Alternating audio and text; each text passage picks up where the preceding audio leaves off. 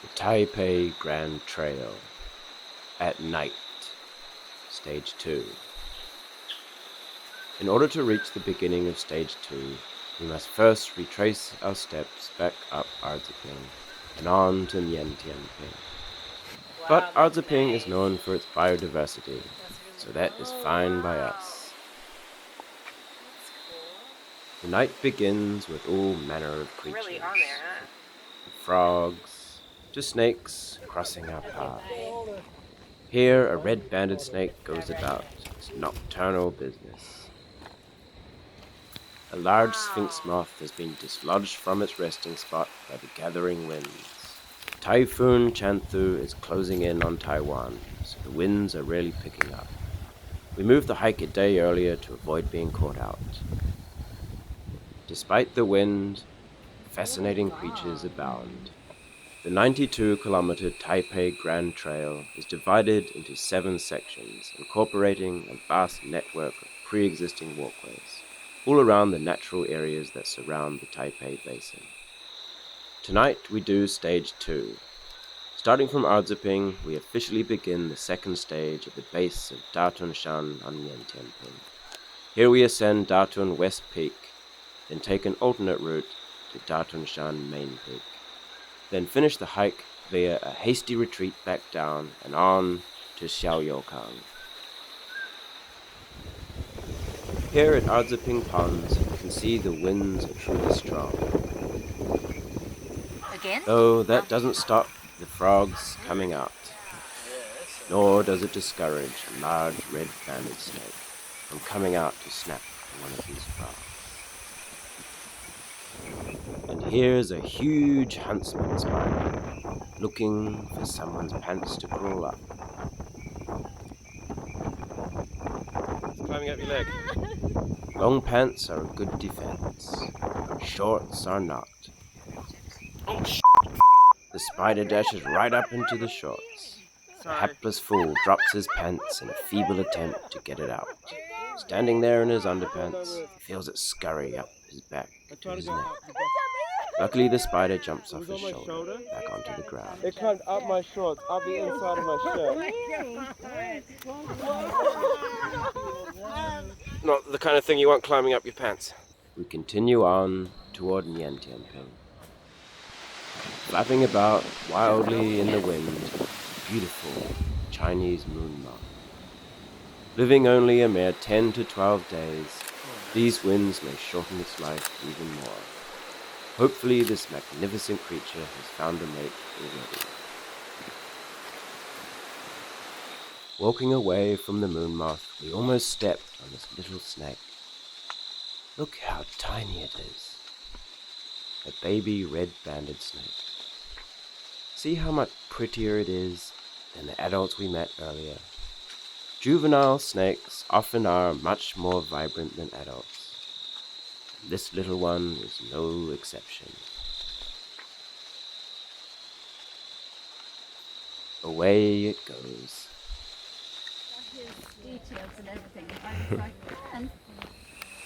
A masked palm civet stops to say hi. Then the green tree viper crosses our path, off to find a good place to sit and wait for frogs. By now I would be freaking out and I'd probably like Oh, wow! Ooh, jump! Here, sleeping in the tree, is a non-venomous greater green snake. A good opportunity to point out the differences compared with the green tree viper. You can see it's a shinier green, and it does not have the white line down the side of its body. And the head is the same width as the neck, not the typical triangular viper shape. Not long after, we find another green tree viper, sitting on a log. Again, you can clearly see how different it is compared to the greater green snake. What a striking individual. These venomous pit vipers prefer to sit and wait for prey to come to them. Ambush predators. It also makes them extremely photogenic, so everyone gets some great photos. Okay, so we've finally reached the beginning of the second stage of the Taipei Grand Hike, the official beginning of the trail. And I've got a few people with me lurking in the dark. Anyway, so we're going to continue on and see what we can find on the second stage of the Taipei Grand Hike before a typhoon comes and blows us all away. It is quite windy. We begin the ascent up towards Datun West Peak. Here the trail is steep and rough. We need to mind our step. But we can still spare a glance here and there to look for trailside wildlife. Here's an Eiffinger's tree frog, sitting on a fern. And here is something extra special. You can see, coiled up, sleeping in this tree, the big-eyed Ratsnake, Ptyas dhumnades. These are not a common snake. It has woken up. These are non-venomous. In fact, they're in the same genus as the greater green snake, Ptyas. These snakes are diurnal, so it was sleeping when we first encountered it, which has given us a good chance to see it up close. During the day, they are incredibly fast, so it can be hard to get a good look. This one is roughly medium-sized and retains some of the striped markings that younger snakes have. They can become very long, often exceeding 2 meters. In Chinese, they're called shan dao, which literally means knife that crosses the mountain, presumably because of its triangular body cross-section and its tendency to be spotted zooming across mountain paths. It has put on a great show for us. Now we'd better leave it to sleep and carry on up the mountain. It's a tough climb in the dark. Luckily, there are ropes to hang on to. As we begin to emerge above the tree line, the wind really picks up. Luckily, the walls of alpine grasses provide some shelter.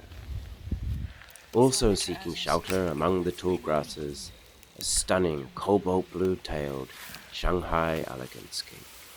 Let's see if we can get a good look before it scurries off. Look at that. Sometimes you get like The young lizards have these incredible blue tails.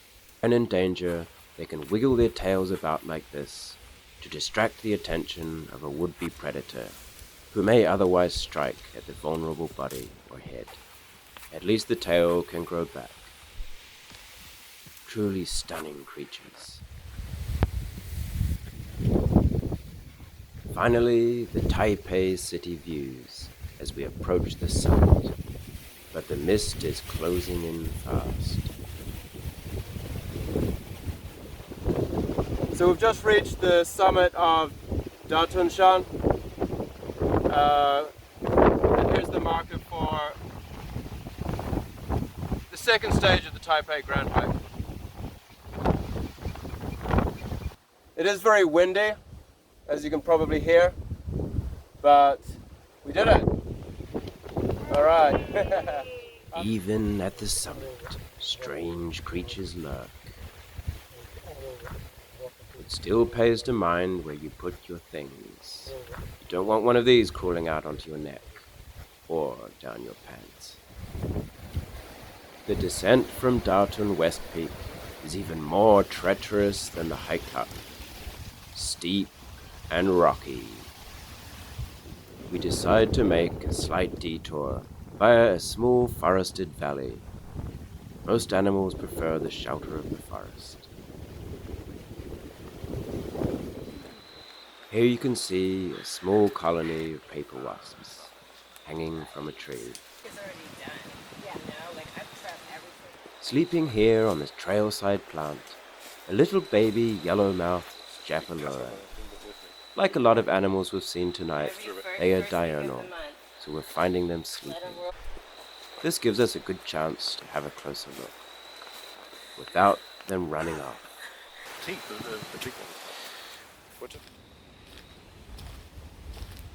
Further up the trail, here is an adult. See how striking their colors can be as they get bigger. We soon pass through Datun as the mist begins to give way to rain. As we approach Datun main peak, the winds and rain pick up more and more. So we've made it to the top of Datun. It's windy, drizzly, rainy, misty, no visibility, just mist. As we feel the tips of Typhoon Chanthu's fingers closing upon us, we make the unanimous decision to take the road rather than the trail. And with great haste, we see a central Formosan toad enjoying a bit of damp. The green tree viper braves the storm, beginning to wonder if it had perhaps made a bad choice. Soon the rain becomes torrential. It's time for cameras to be turned off and finish the hike as soon as possible. Stay tuned for the next section of the Grand Trail at night. And if you missed stage 1, don't worry. You can watch it now. Here's the link. Anyway, again, cheers. We'll do the next stage in a couple of weeks. So we'll see you then. Thanks for watching. Good night.